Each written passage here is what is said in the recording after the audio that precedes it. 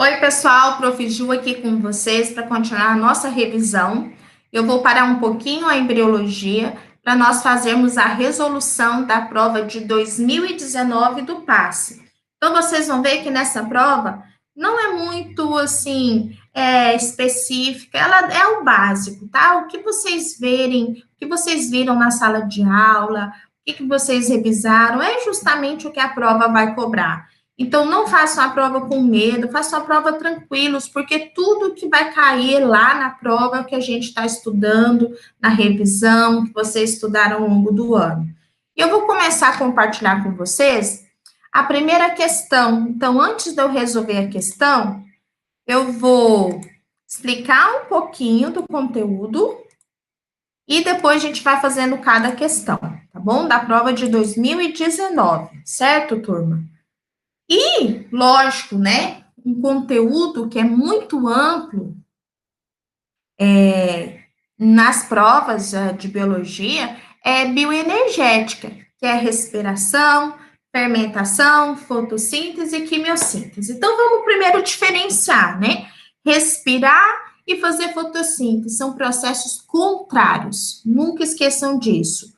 Respirar é eu quebrar uma molécula grande em subpartículas, em moléculas menores. Então, respirar é entrar glicose no meu corpo, eu quebrar a glicose e com isso eu libero gás carbônico, libero água e principalmente o ATP. O ATP é para eu fazer todos os processos fisiológicos. Portanto, respirar é um processo catabólico de quebrar uma molécula.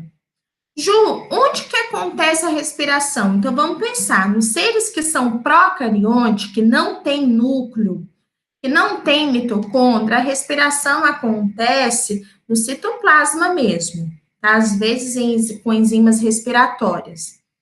Nos seres eucariontes, como plantas, animais, fungos, a respiração acontece na mitocôndria. Então, anota, lembrando que a mitocôndria ela é uma organela formada por endossimbiose, no passado ela era uma bactéria, ela tem DNA próprio, ela tem ribossomo e consegue se autoduplicar. Então, a nossa primeira parte da revisão é a gente entender como é que acontece essa quebra da glicose. Tudo bem? Vamos lá para o nosso desenho. O que a gente tem aqui, turma? Eu vou mostrar para vocês que tudo começa fora da mitocôndria. Então, acabei de comer, a glicose vai entrar na célula por meio da insulina. E a glicose aqui, ó, fora da mitocôndria, ela vai começar a ser quebrada parcialmente. Então, eu vou dizer que a primeira etapa, chamada glicólise, acontece fora da mitocôndria. O exercício fala assim, extramitocondrial, tá? Essa glicose, ela vai ser quebrada em uma molécula chamada piruvato ou ácido pirúvico. Ou seja, a glicose vai ser transformada em ácido pirúvico. Isso tudo acontece no citoplasma ou no citosol. Com isso, olha só, produz 2 ATP. Claro, turma, eu tô aqui bem, numa revisão bem breve, tá? O processo é bem mais intenso, mas aqui é só para vocês lembrarem. Nessa transformação da glicose em ácido pirúvico, está liberando ATP. Opa, ATP para eu sobreviver, para eu ter minhas atividades.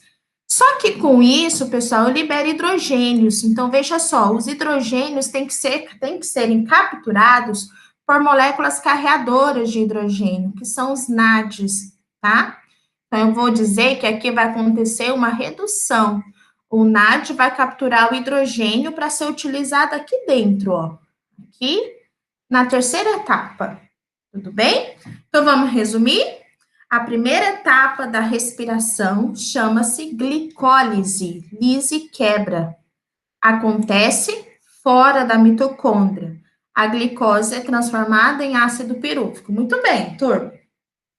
Esse ácido pirúvico agora vai entrar na mitocôndria.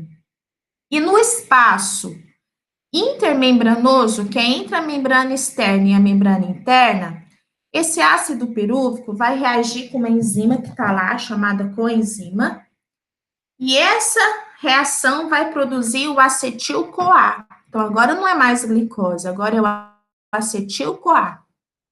O acetil-CoA vai entrar na mitocôndria, na matriz.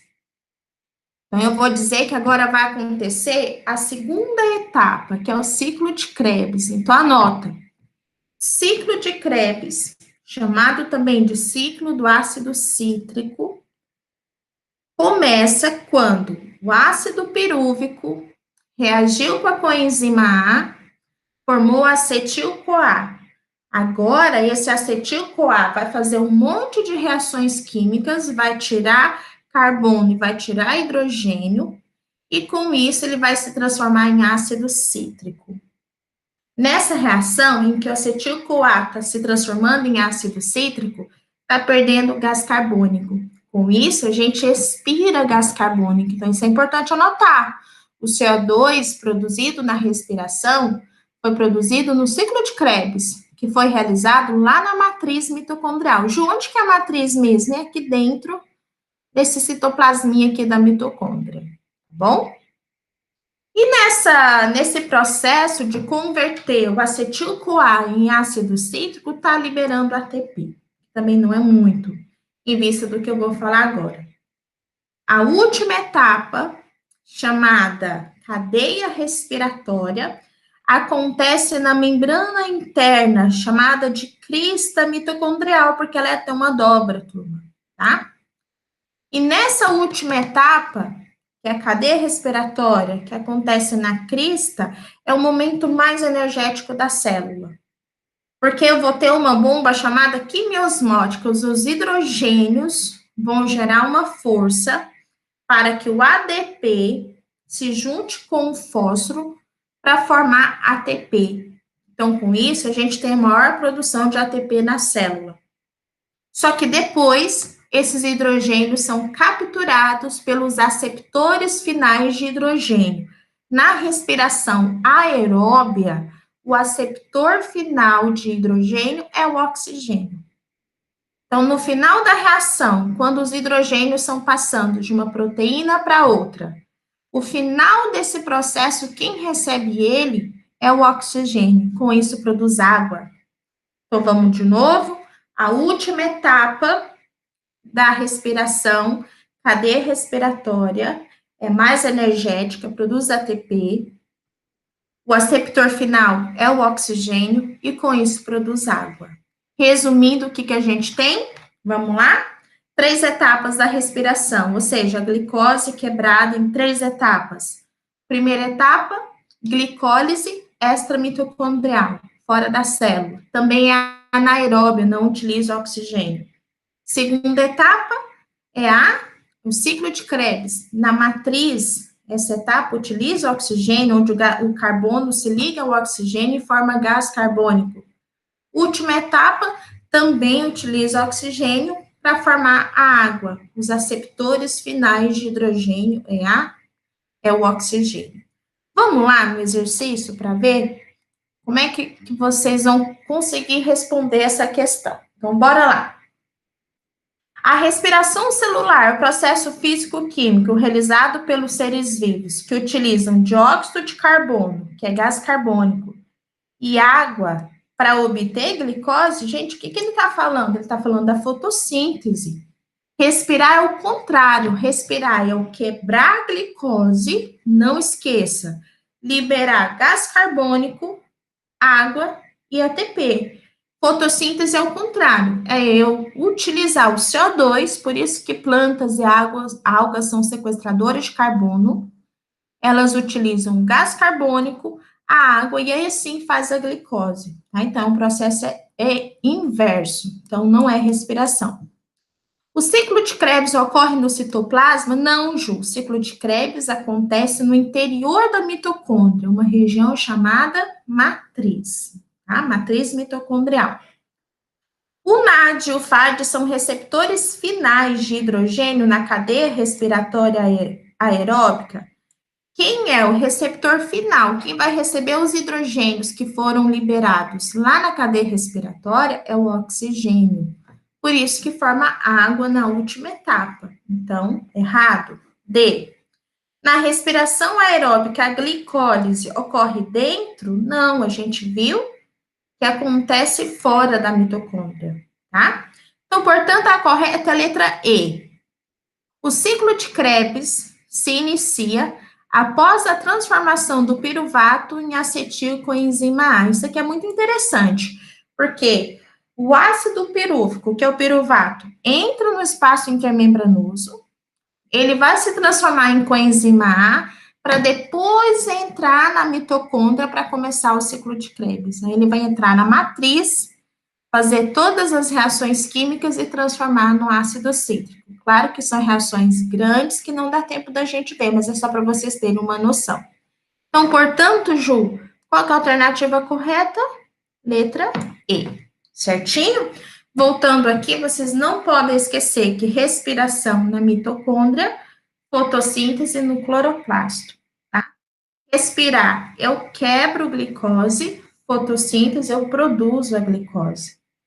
Na respiração, eu libero o CO2 e absorvo o oxigênio. Na fotossíntese, o contrário. Eu absorvo o oxigênio, o gás carbônico e libero o O2.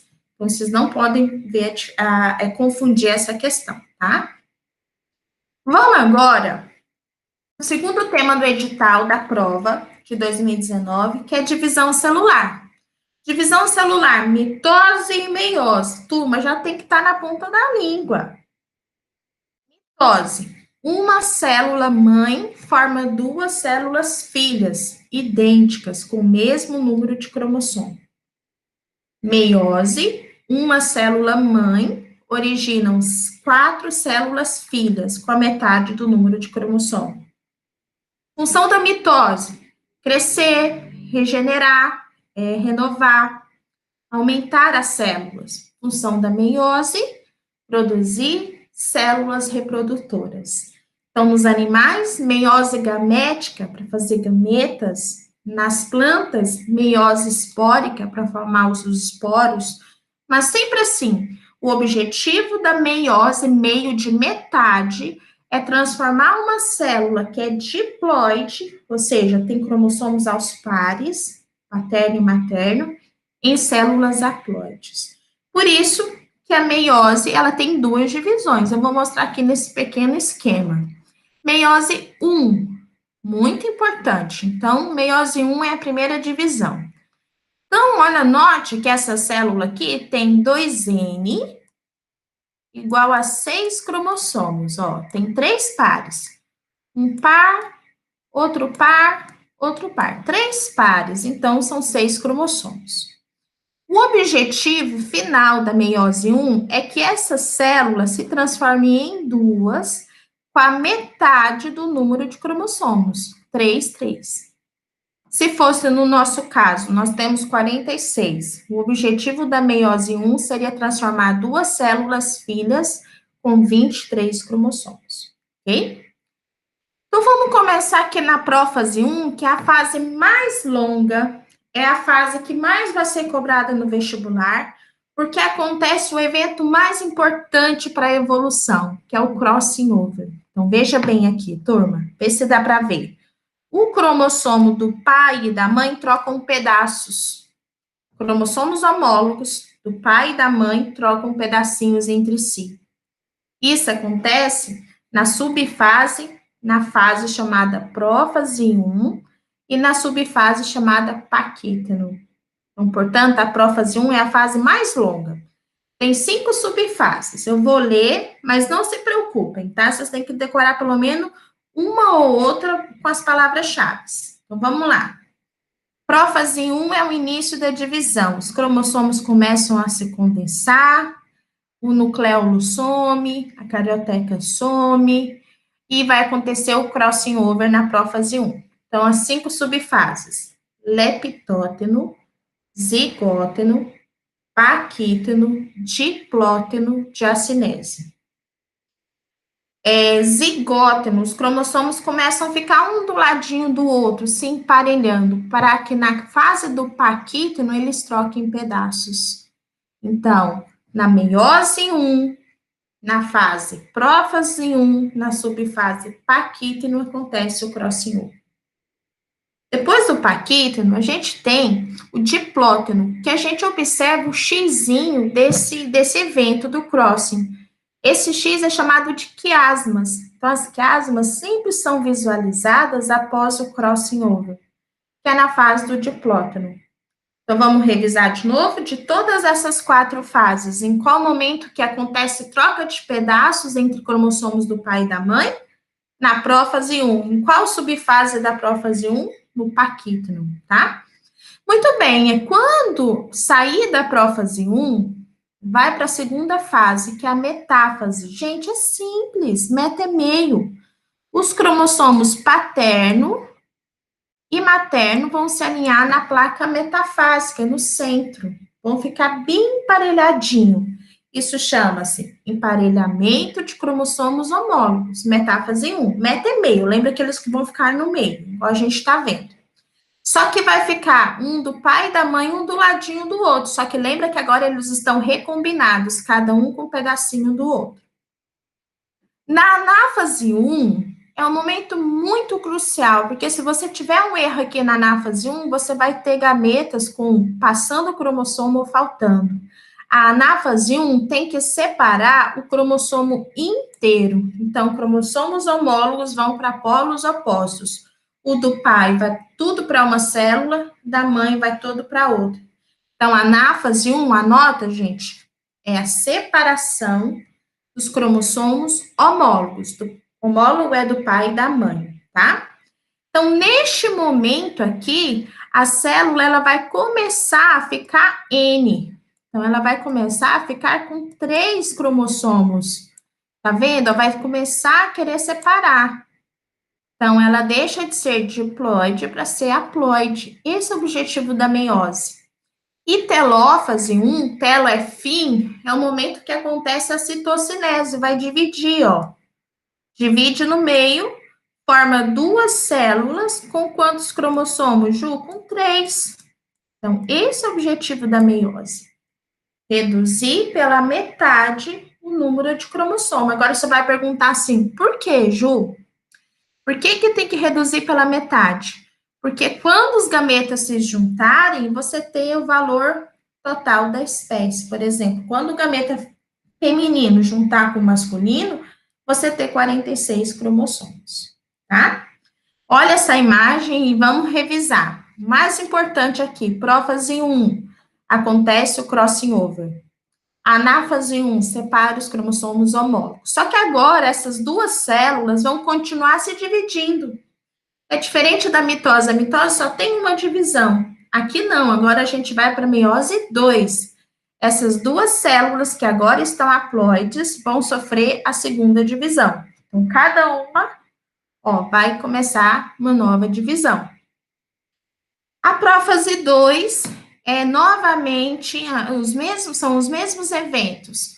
A carioteca some, que é a membrana do núcleo, o nucleolo não vai fazer mais RNA ribossômico, começa a condensar. Prófase 2. Metáfase 2, os cromossomos vão para o centro da célula. A diferença é que agora eles não estão aos pares, porque é que tinha do pai e da mãe. Agora eu tenho metáfase 2, célula com 3 cromossomos cada, porque já separou. A anáfase 2, presta bem atenção que eu vou falar. Na anáfase 2, eu separo o cromátide, ó. Estou separando a perninha dela, ó, turma. A perninha, vem uma cromátide para cá, outra para cá, outra para cá, outra para cá. Essa é a diferença da anáfase 1.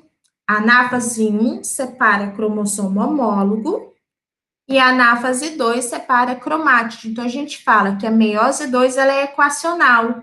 Ela mantém o número de cromossomo. Se aqui tinha 3, aqui ela vai manter tendo 3, porque está duplicado. Na meiose 1 é reducional. De 2N diploide vai para uma célula haploide, tá? Quando chega na telófase, eu tenho que ter, no final da telófase 2, 4 células. De você pegar o desenho e tiver 4 células ao final, você já sabe que é meiose. E essas 4 células, note, ó, que ela tem pedacinho vermelhinho e azulzinho. Elas estão recombinadas.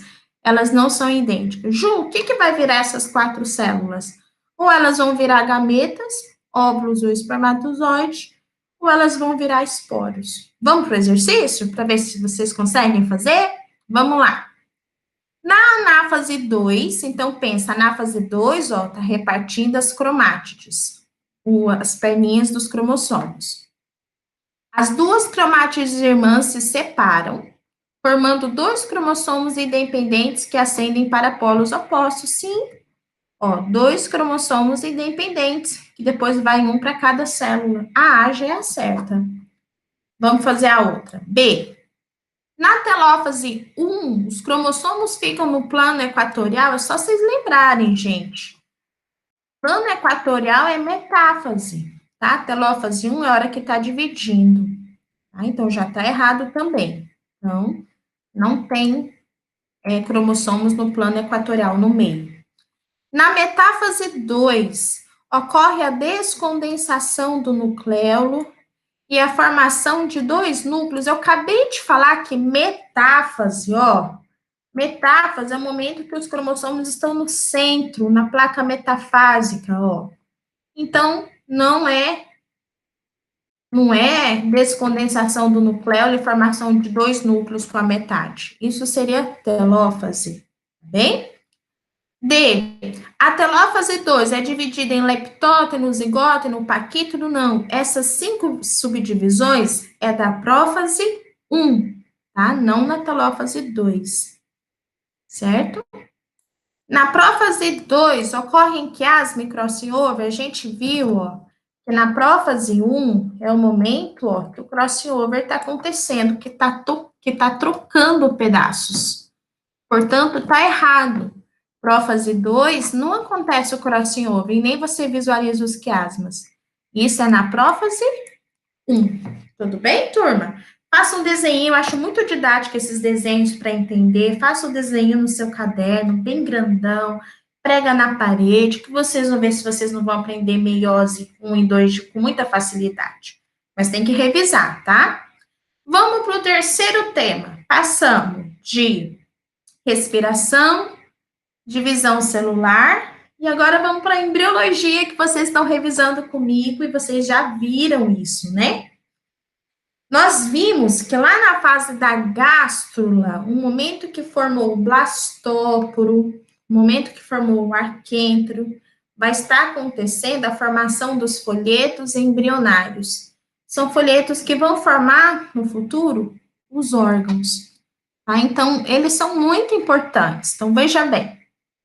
Ectoderme, meso e endo. Ectoderme, o folheto mais externo, ele forma a epiderme da pele e todos os anexos, pelo, unha, glândulas sebáceas e sudoríparas, forma o sistema nervoso, forma parte do tecido epitelial e o tecido nervoso. Quando você chega na mesoderme, meso é uma camada que está entre a ectoderme e a endo, vocês viram, forma a parte da pele chamada derme. Então, vocês têm que tomar cuidado. A pele é formada por epiderme, que se origina da ectoderme, e da derme, que se origina da mesoderme, tá? Para não confundir. Forma tudo que é tecido conjuntivo e muscular. Então, vai formar sistema muscular, sistema esquelético, o osso, cartilagem, sistema cardiovascular, tudo que tem a ver com o coração, com sangue e urogenital, tá certo? Endoderme é o folheto mais interno, vai formar o revestimento interno do sistema digestório, glândulas que auxiliam na digestão, que é as salivares, o fígado e o pâncreas, lembra sempre da digestão, sistema respiratório e o revestimento da bexiga. E parte, alguns do tecido epitelial, não são todos, tá? Então, vamos lembrar assim, esses 3 folhetos se originaram em qual processo de desenvolvimento? Na gástrula, na gastrulação, tá bom? Então, não pode esquecer. Então, vem a questão e fala assim, a mesoderme, É o folheto embrionário que se forma na terceira semana de desenvolvimento após a gastrulação. As alternativas que não se origina da meso. Então, vamos lá. Tudo que for tecido ósseo, tecido cartilaginoso, tecido sanguíneo, tudo é meso. Osso, coração, medula óssea, rim, que é urogenital, agora o pulmão, ó, o pulmão.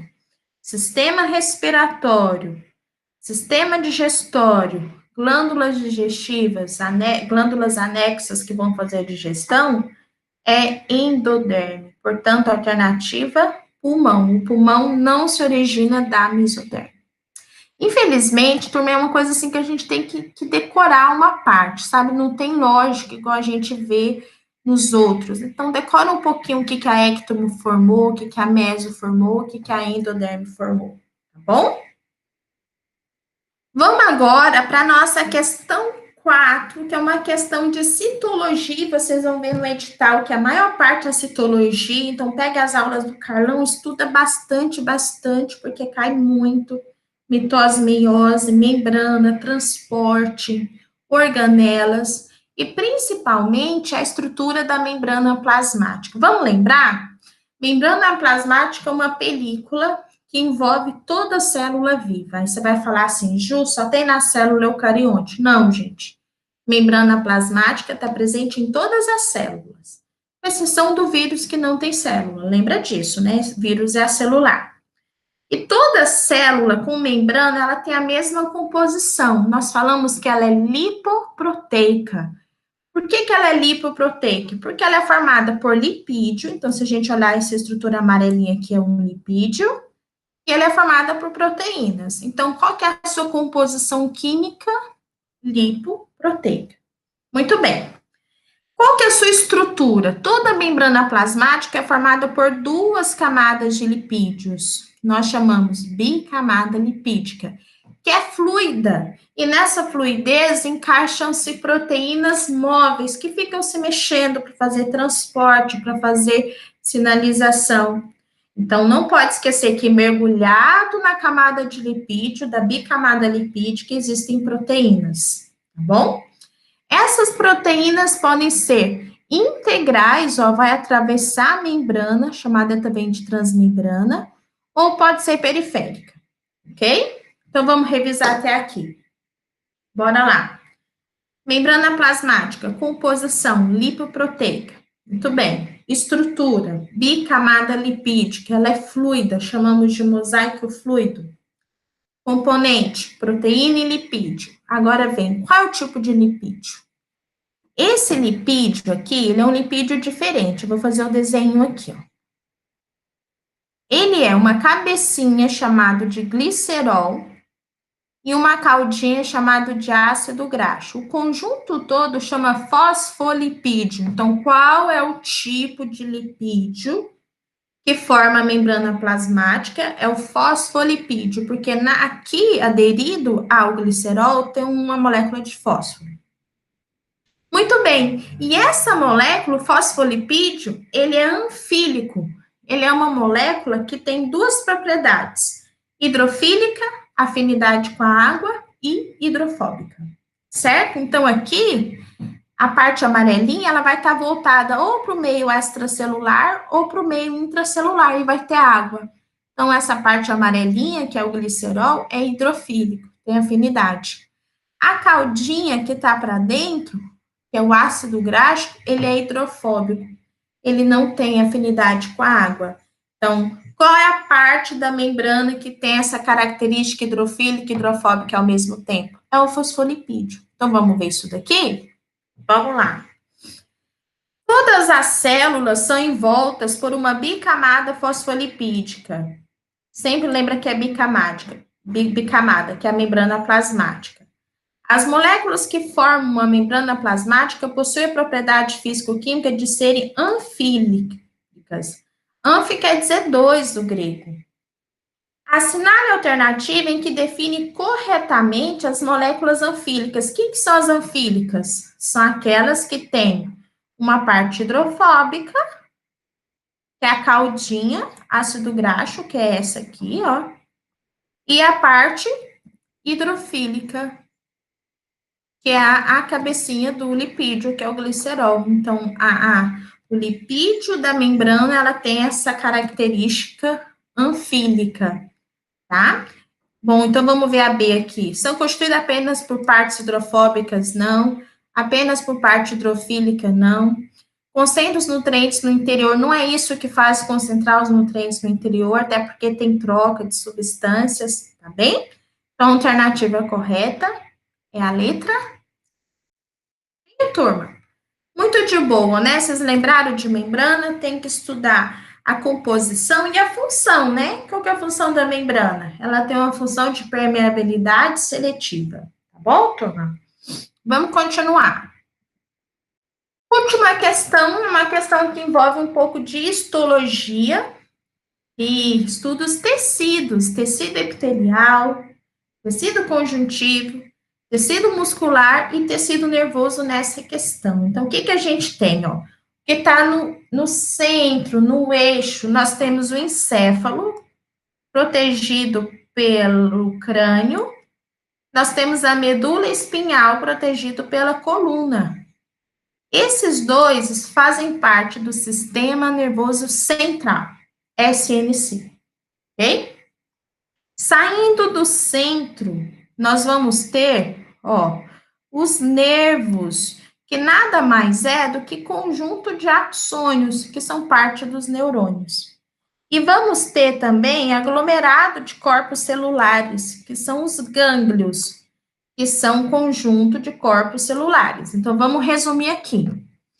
O sistema nervoso é dividido em sistema nervoso central, SNC, que é formado pelo encéfalo, protegido pelo cérebro, pelo crânio, perdão, e pela medula, protegido pela coluna. É formado por sistema nervoso periférico, que é o SNP, onde nós temos os nervos e os gânglios. Quem que são nervos? Nervos são conjunto de axônios. Quem que são os gânglios? São conjuntos de corpos celulares. E isso lembrando que são partes do neurônio. Vamos para a questão? Questãozinha 5, última questão. Então, turma, em biologia, na ciência da natureza, são 5 de biologia, são 5 de química e são 5 de física. Então, é bate e volta, sabe? Não é complicado, é só você tentar revisar tudo que a gente viu ao longo do ano, tá? Ele fala o seguinte, questão 5 sobre o sistema nervoso. Por que ele está falando de sistema nervoso? Porque ele falou da placa neural. Então, vocês têm que lembrar que lá na fase de neurula, não esquecer, na fase de neurula, eu tenho o tubo neural, que vai formar no futuro o sistema nervoso, tá bom? E o sistema nervoso vem da ectoderme, vocês não podem esquecer disso. E ele pergunta aqui, ó, qual que é a estrutura do sistema nervoso central? Qual que é a estrutura? Encéfalo e medula espinhal. Quem que é a estrutura do sistema nervoso periférico? São os nervos e são os gânglios. Então, a letra A. Certinho, turma? Muito legal as questões. Dá para fazer com muita facilidade, tá? Não deixa de resolver as questões de 2018, como em biologia muita coisa não vai dar para fazer, mas pelo menos a de 2019, para vocês terem uma noção, é importante vocês verem, tá? Então, veja a videoaula, resolva a provinha lá junto comigo e tenta fazer uma revisão desses temas que eu falei para vocês. Tá bom, turma? Um beijo no coração, a gente continua nosso estudo de embriologia. Até, turma!